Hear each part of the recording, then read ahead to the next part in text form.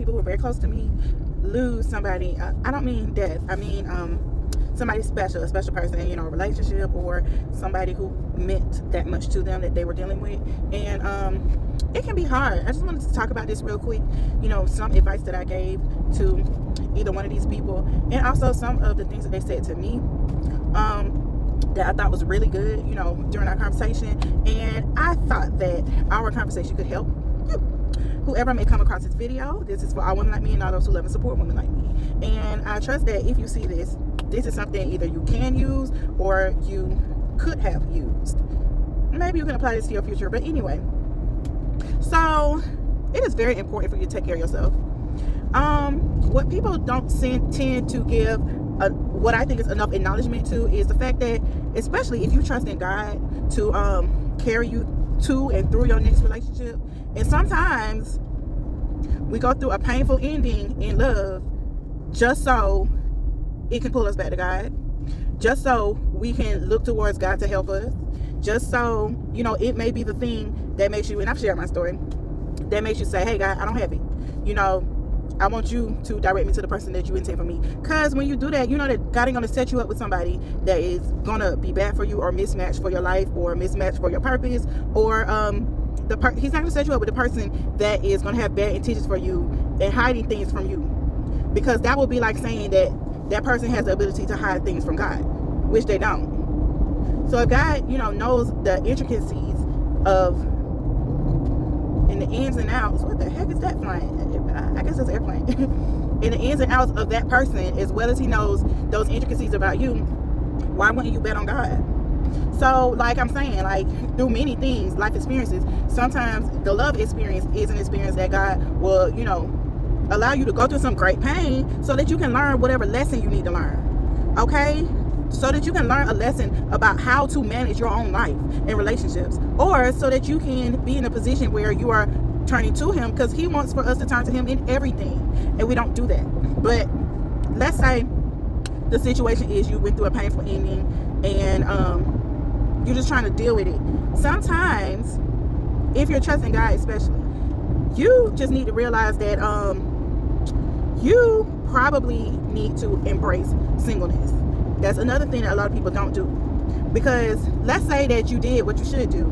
You got out of this relationship that God didn't want you to be in the first place. And then you give it to him. You give your love life to God. Alright, so with that, it's going to come instructions, you know.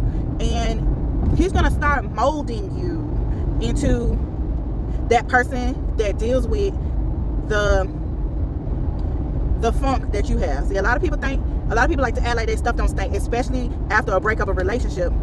It's their fault. They did this wrong. They couldn't handle this. Okay, but God will start holding the mirror up to you after you give something to him to let you know what, okay, but this is what you did. And this is what you need to do. And if you are going to trust me to give you my child, this is the stuff that we can't have you bring into this relationship with my child. We can't have it. So God will start holding up a mirror to you to make you start working on those things that you can't carry into your God-given relationship.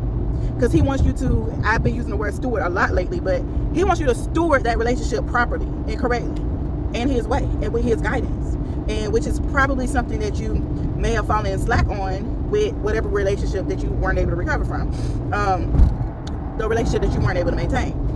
And sometimes it's not you, and sometimes it is the person. Maybe you are leaning heavily on God to carry that last relationship through, and then the person that you were with, like, if that's foreign to them. That's where that whole unequal yoke thing coming together. That was not your person. You should not have been giving your time to that person. Or maybe they were a person that was good enough for you until, you know, their secret self started coming out, being exposed. Or maybe they were a person that was good enough for you. God gives us all free will, and that person allowed for Satan to get in and start wreaking havoc on their life, which then wreak havoc on y'all relationships. Like, relationships, stuff like that does happen. But anyway, getting back to my point is, sometimes, you know, it's not sometimes, all the time, it's beneficial for you to use this free season you got, that you're not giving so much attention, giving so much effort, giving so much energy, you know, mind space, heart space, all of that to another person, and pour it back into you, so you can start fixing those things about yourself that need to be fixed. And also for you to just improve yourself, period. Mostly improve your relationship with the Most High.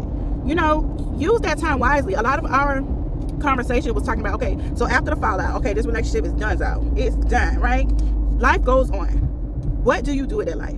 Now you have all this extra time that you was giving to another person, all this extra energy, all of this extra space that you was giving to this person, that now that you need to use to you and not leave it as void space, and don't try to give it to another person.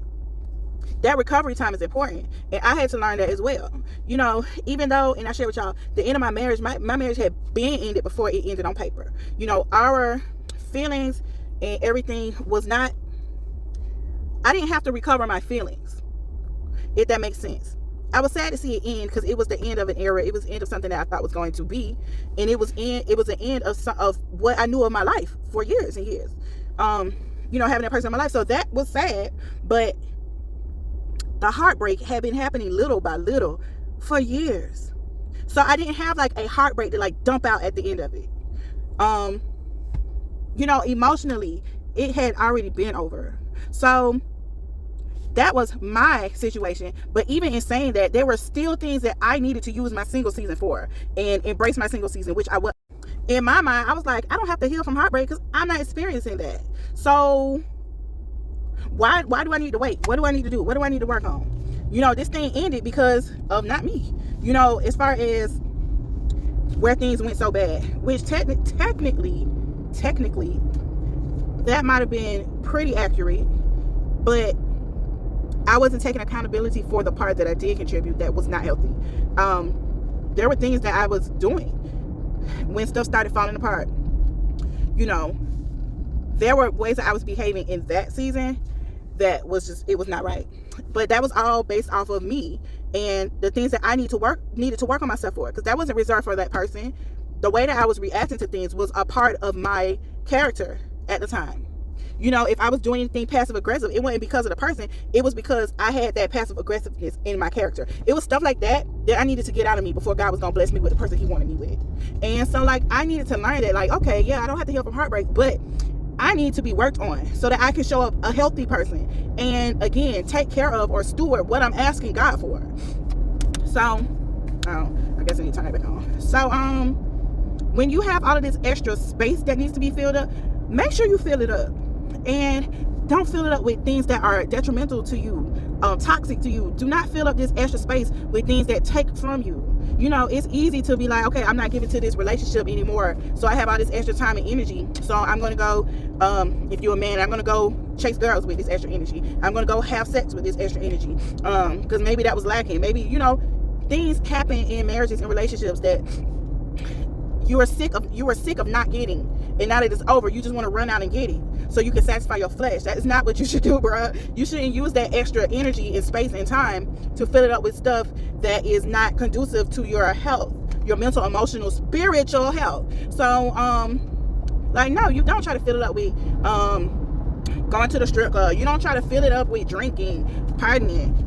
You don't try to fill up your time with watching lay things in your ears and eye gates that are not good for you. Watching toxic television, having having unhealthy conversations about the person with other people, like having negative energy still sending towards that person. You know what I'm saying? Having yourself in a mental mind state that's kind of like being in a mental prison, and you're locked up with all of the bad thoughts that you have about that person now, and that's what's ruminating in your mind. You have to do things to pour into yourself so that you can take care of those spaces of your mental health, your emotional health, your spiritual health, and your physical health. You don't want to spend that extra time, looking at the four walls of your home and then ending up slipping into a depression. You have to build yourself up.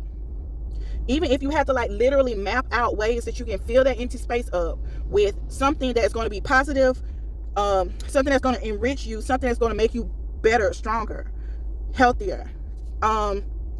You don't want to go on binges of emotional eating. These are things that people do with that extra time, space, and energy that they would have been given to that person. So I'm just trying to encourage you, if you're going through a bad breakup, if you're going through something like that where you have lost someone, even if it's not romantic, it is easy to fill up those void spaces with negative things. And it's easy also to leave those spaces void and then slip into depression. So You want to make sure you're taking care of that and pouring into that cup what you need to pour into it to make you a better person, so that it can set you up for either just having a better day-to-day, but especially if we're talking about romantic relationships, it'll set you up for having yourself be the better person for your next relationship. And hopefully your next relationship is the relationship that you're giving the reins over to God to manage and guide for you. That's my encouragement. That's all I got. I love you all. To get deeper into this bubbly life with Shay's champagne encouragement, don't forget to like, share, and subscribe. It's poppin'.